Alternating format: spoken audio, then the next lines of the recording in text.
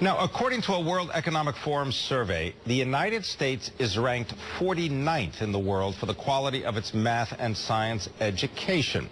A company called E² Young Engineers wants to improve that performance. Now, joining me now is the founder and the chief executive of the company, Amir Assur. Amir, thanks for being here. Thank you for inviting me. Let's start by talking about just the name of the company. Why did you decide on E²? Well, E² stands for the edutainment world. This is the two words combined together, education and entertainment. So if you multiply the E of the edutainment and the education and the E of the entertainment, you get an E². All right, so you combine two different methodologies for learning, right? Exactly. And you decided to build a business around this. Tell us what you've done so far. Well, Young Engineer business is all about using unique method, edutainment method that you just presented, to teach children the basic of science, technology, engineering, and mathematics in a fun way. So every lesson begins with an explanation, and then the children build a model that illustrates it. Now, this must mean you've got educators, teachers that are trained in all this. How do you do it? Exactly. We recruit franchisees, and they recruit their own instructors, and they go to educational centers such as private schools, charter schools, recreational centers, etc., in order to teach the children the extracurricular activities. What's the extent of the franchise network right now? Well, we operated in 13 countries already, only in the past 2 years.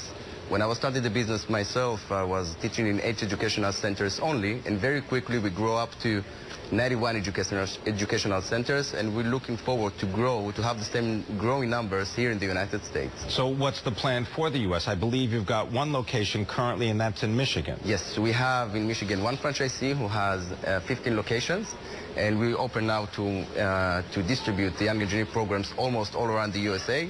And we're here now for the franchise exposition to find suitable partners, suitable franchisees to help us send the message to the public. That's right. Franchise Expo, I believe it concludes tomorrow in New York City. As far as vetting the different franchise potentials, you have to look at cost, whether they can sustain the investment. How much does this run, and what kind of people are you looking for? Well, the franchise cost has two main components. One is the franchise fee, which is $20,000, and the other one is the equipment, which costs $8,500. But only for this franchise exhibition, we have a sale. The first 10 franchisees will get this package in $10,000 only. And if they don't want it, they can have their 50% back after 6 months. Now, but they would want it. Okay, well, I mean, and maybe they're going to be very good at using Lego, because I know that you brought some Lego here to sort of demonstrate how you combine this education and entertainment at the same time. Exactly. I even brought one example here. So imagine that you offer a child to learn about a gearbox. He will probably refuse. But if we invite him to a class in order to build a Lego car, he probably will say yes. And when he participates, he can build a manual car where you can see the gearbox in action. So we can have a lot of fun while learning a lot about engineering in the same time. So it ends up being a show rather than tell, or show and tell at the same time.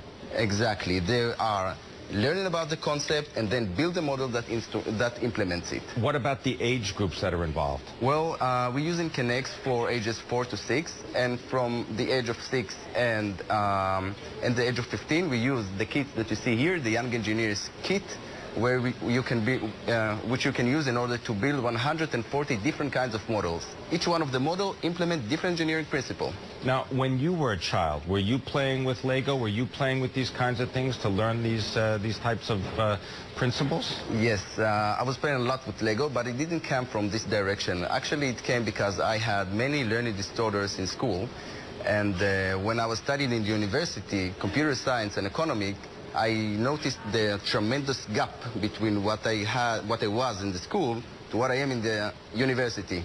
And from then I started to develop the idea on how to bring, in a fun way, the education. So like I successfully did it, the children of young engineers will be able to enjoy and learn complex engineering principles by playing and having fun. Well, you use that word enjoy, and that seems to somehow get forgotten a lot, because in this case, you're saying Great. It doesn't matter whether you've been classified as good or not so good in engineering and mathematics. You can actually learn something by going through this program. Exactly. The name of the game is passion. If the children is passionate about it and he sees that he succeeds to understand and to implement the scientific principle, then he will love it, and he will go by the end of the day, eventually he will grow up and go to study engineering in the university. All right, last point to you, though, is this got to be somehow connected to an app or some kind of online experience, right? I mean, you can't have a business these days without it.